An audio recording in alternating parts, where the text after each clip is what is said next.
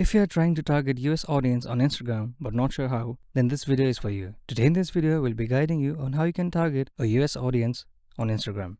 Let's get started. First, make sure your country or region settings on Instagram is set to USA. If it's not, you can use a VPN to connect to a server in the USA. Once connected, when uploading your content on Instagram, make sure to use proper metadata and latest relevant hashtags that's specific to the US like #USA or #California or any other tags.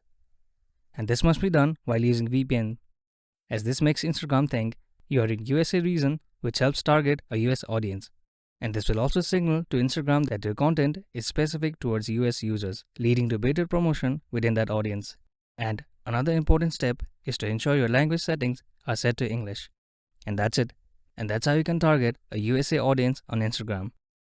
Thank you for watching. If you find this video helpful, please don't forget to give it a thumbs up and subscribe to our channel for more.